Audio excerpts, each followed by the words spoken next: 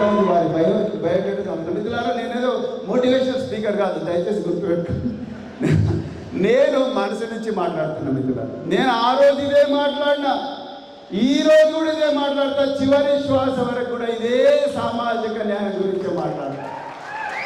నేను వారి గురించి ఎక్కడ విన్నా అంటే, నాకు జన్ను జకర్యా అని, నేను 1999 సంవత్సరంలో వరంగల్ ఓఎస్డీగా పనిచేస్తున్నాను. వరంగల్ ఓఎస్డీగా పనిచేస్తుంటే ఒక విచిత్రమైన పరిస్థితుల్లో జన్ను జయరాజు, జన్ను జకర్యా అని ఒక ట్రేడ్ యూనియన్ లీడర్ కలిసిండ్రు. వాళ్ళు ఏ పరిస్థితులు కలిసిండ్రు ఇక్కడ చెప్పాల్సిన అవసరం లేదు. కానీ వాళ్ళు ఒకరోజు నా దగ్గరికి వచ్చిండ్రు. నా దగ్గరికి, నేను హైదరాబాద్లో ఉంటే నా ఆఫీస్కి వచ్చి, సారీ అలా నేను సెంట్రల్ లేబర్ కమిషన్ మెంబర్ అన్నాడు. అది ఎట్లా పాసిబుల్ అని, సెంట్రల్ లేబర్ కమిషన్ మెంబర్ అంటే ఆయన నువ్వు ఎట్లయినా అంటే, సార్ నాకు బోయినపల్లి వినోద్ కుమార్ గారు నాకు సెంట్రల్ లేబర్ కమిషన్ మెంబర్గా ఇచ్చిండ్రు సార్ అని చెప్పారు. నేను అనుకున్నాను ఎక్కడ జన్ను జకర్యా, నాకు తెలుసు జన్ను జకర్యా, జన్ను జయరాజు గురించి.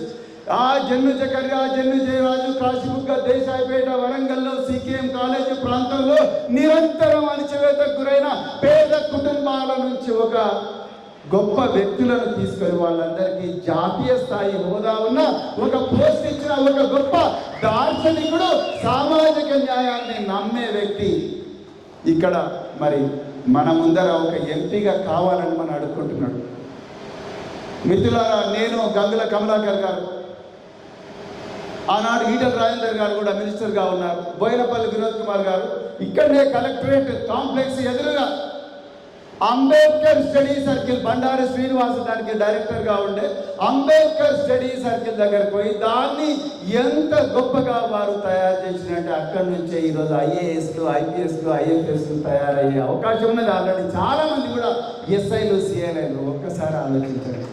మరి ఇలాంటి వ్యక్తులు కావాలన్నా, యువతకు గుట్క నేర్పించి 90 ml బాటిల్ ఇప్పించి, మోటార్ సైకిల్ ఇప్పించి, వాడిని దండరండి, వీడిని దండరండి అనే వ్యక్తులు పార్లమెంటుకు పోవాలన్నా ఈరోజు ఆలోచించాల్సింది వేములవాడ ప్రజలు, సిరిసిల్ల ప్రజలు, కరీంనగర్ ప్రజలు, చొప్పదండి ప్రజలు, మానకొండూరు ప్రజలు, శంకరపట్నం ప్రజలు, కొండ బల్కల ప్రజలు, గట్టు దుద్దెనపల్లి ప్రజలు, శివరాంపల్లి ప్రజలు, సైదాపూర్ ప్రజలు, గాంధీనగర్ ప్రజలు, అక్కన్నపల్లి ప్రజలు. మీరు ఆలోచించాలి. కొత్తకొండ ప్రజలు, మల్లారం ప్రజలు, మీరు అందరూ కూడా ఆలోచించాలి. ఎవరిని పంపించాలి? బండి సంజయ్ గారు చెప్తున్నట్టు వీళ్ళని పంపిద్దామా, లేకపోతే ఇదే బిడ్డలను తీసుకొని వీళ్ళను చొప్పదండిలో, రుక్మాపూర్లో ఉండే సైనిక్ స్కూళ్ళ నుంచి 1300 కోట్ల రూపాయల విలువైన యుద్ధ విమానాలను నడిపించే పైలట్లను తయారు చేసే స్కూళ్ళను పెట్టడానికి